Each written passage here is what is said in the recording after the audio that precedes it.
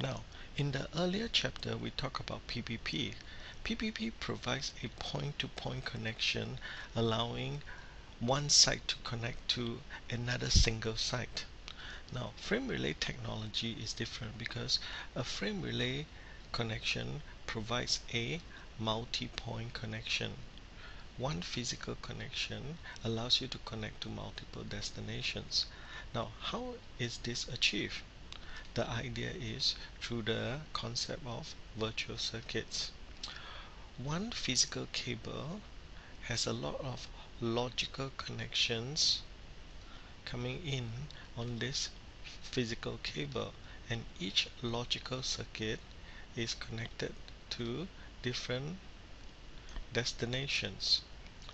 Now, a very real world example is our StarHub cable TV. Do you have many TV cables coming into your home? No, you only have one cable, and this one cable carry in many logical TV channel through this cable. Okay, so likewise, frame relay uses the concept of virtual connections that allows us to have multiple destination connection coming in through one physical connection. Now, frame relay circuits are what we call connection oriented service.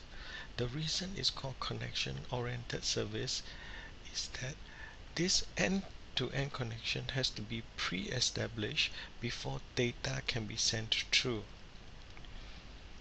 Something like your phone connection.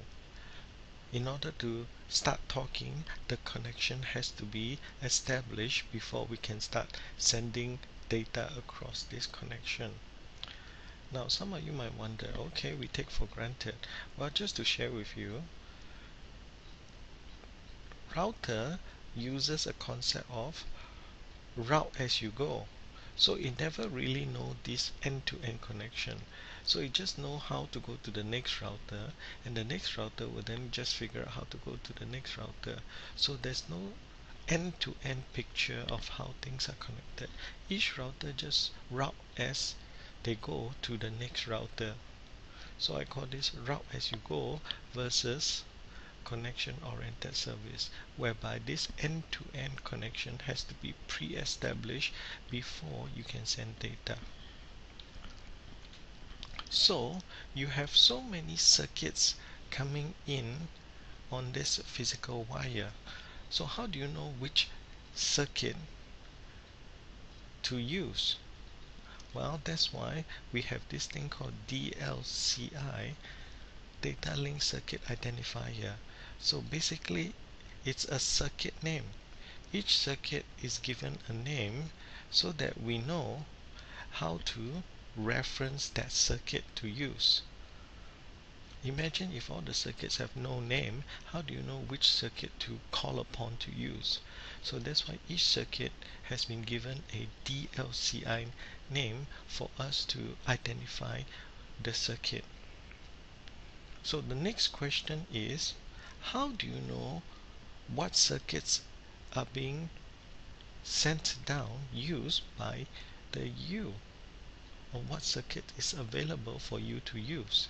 So that's why the LMI protocol comes in. The LMI is a local management interface. It stands for local management interface. It allows the end device, the end user device, to talk to the frame relay switch to find out what circuits they are allowed to use and the health of those circuits.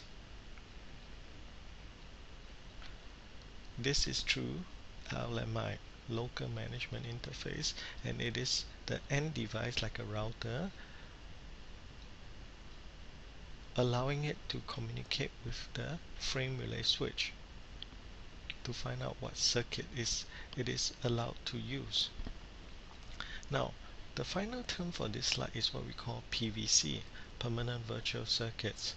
Now, on picture, we have this PVC is this end-to-end connection. give us a picture of this end-to-end connection. But what I want you to bear in mind is this end-to-end connection is not continuous.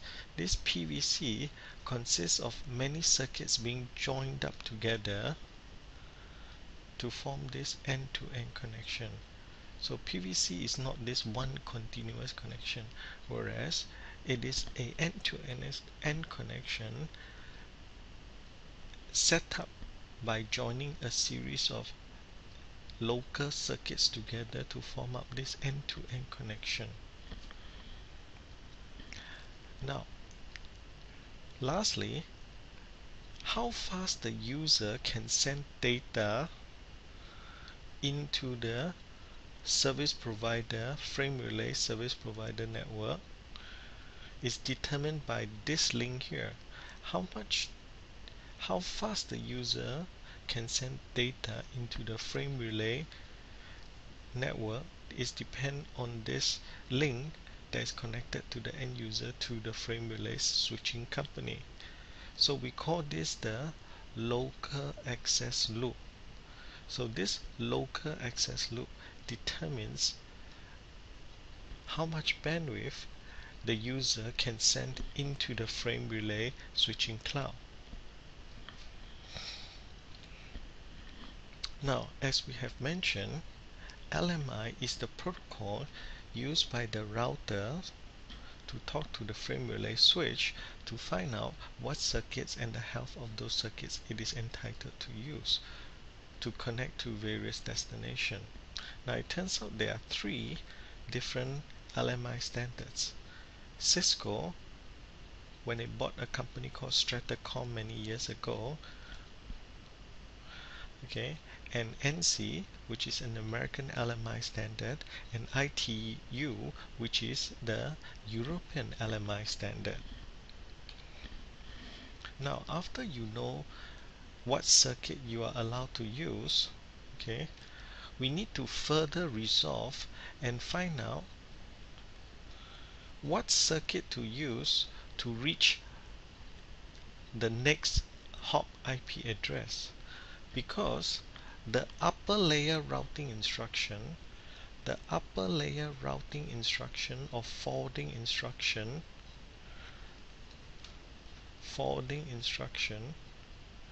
is expressed in IP. So for example, to go to this destination, you go to this next hop IP address. But in order to go to this next hop IP address, we must find out which DLCI to use to get to this next hop IP address. So that's why there is this requirement to map the layer 3 IP address, the next hop layer 3 IP address, with the appropriate layer 2 DLCI circuit. So we know to go to each respective IP address, we need to use the proper circuit to reach the appropriate next hop IP address. Now, this mapping can be done dynamically through the protocol called inverse up. Inverse up, or can be done it manually, what we call manual mapping.